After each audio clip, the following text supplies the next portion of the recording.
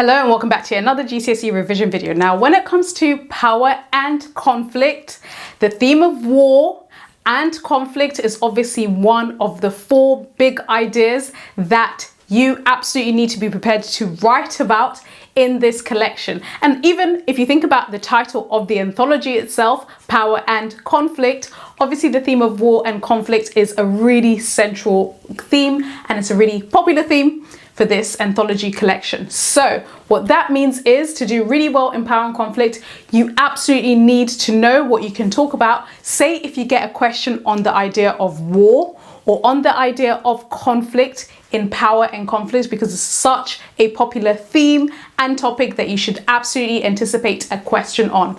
So let's say you have your upcoming mock exams, or ultimately your final power and conflict GCSE poetry exams, and you find that you have to talk about war. You're given one of the war poems.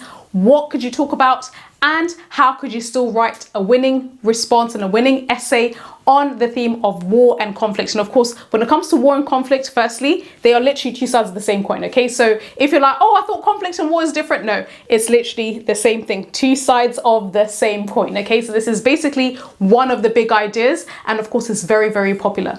So let's say with power and conflict, you get a question on war and you get one of the war poems. For example, Exposure, Charge the Light Brigade, Bayonet Charge, Remains.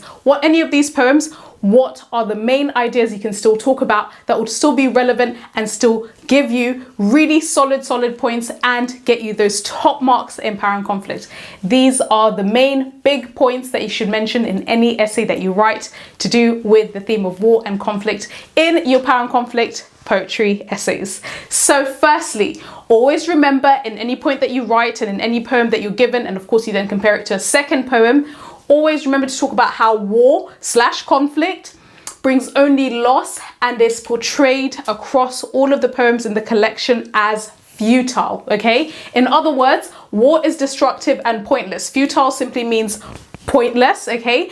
And the poems generally in the collection that deal with war and conflict are very critical of conflict and war. It is futile, it is pointless, and we gain nothing from war and conflict. And actually, most of the poets in this collection question if any conflict is worth the human cost. Therefore, always remember, when you are asked to talk about conflict or war, you want to always mention and have a point to do with the fact that these poets, when they present conflict and war in their poems, they seem quite critical. The poems are a critique and they present war as really futile, as pointless, and the human cost in these wars is not justifying why people should die, okay? So the cost is way too large for a lot of these poets.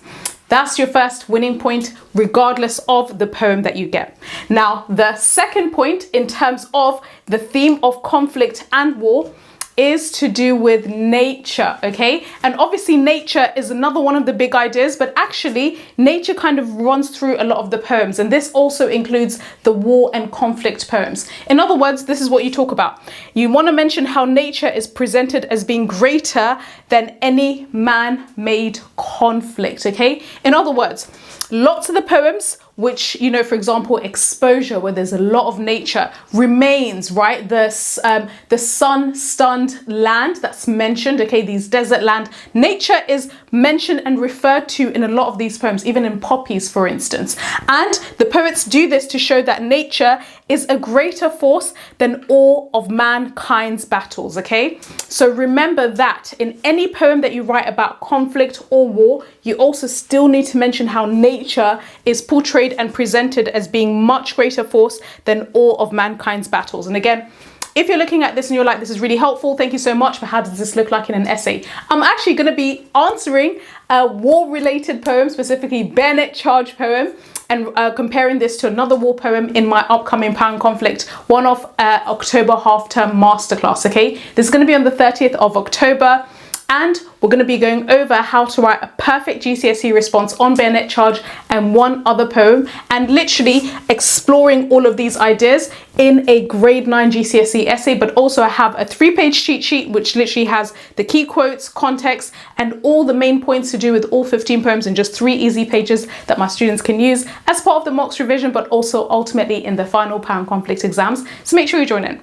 Now, the third point you can mention in any power and conflict question relating to the theme of conflict and war is to do with how conflict creates psychological trauma, okay? So that's really important to also remember and to consider including. In other words, you have to talk about how war is also portrayed as damaging minds as well as physical bodies, okay? So war has a physical effect, okay? It damages, it kills, it maims, but also it has a mental effect on the people that experience war and that experience conflict. In other words, the mental scars of conflict on soldiers and their families is presented in all of these poems in the collection.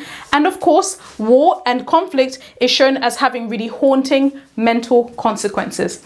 And the fourth and final point, this one is a bit of a pro tip because not all of the war poems in the collection talk about this, but quite a few of them do, okay? So this one is more so, it's not for all of the poems, but it's more for a select few, like Charge the Light Brigade, like Bayonet Charge, like Exposure. In other words, so this is a pro point you can make if you get one of these poems, okay? So Charge the Light Brigade, Exposure, Bayonet Charge. How there's this tension between patriotism, love for one's country, serving one's country, giving up life for one's country, versus propaganda, i.e. how the media sells war as this great adventure. Dying for your country is something that will always make you be remembered forever. There's a tension that's explored in some of these poems, specifically Charge the Light Brigade, Exposure, Bayonet Charge, and to some degree Remains as well, okay? And more specifically, what you want to talk about if you decide to go for this point, and this is actually a really powerful grade 9 point, is how there's a tension between, and this is presented in some of the poems, there's this tension between following orders blindly as a soldier versus questioning the commands that soldiers get. In other words, some of these poets, i.e. Wilfred Owen, even Hughes, they actually start showing criticism of those in charge and in power, needlessly wasting the lives of these soldiers that die for wars that they don't understand. And of course, this is in contrast to Lord Tennyson, who actually celebrates these orders, who charge into the valley of death and die unquestioningly for their country. And more specifically, obviously, as I mentioned, Tennyson celebrates this sense of patriotism, whilst Hughes and Owen show how soldiers are misled by propaganda.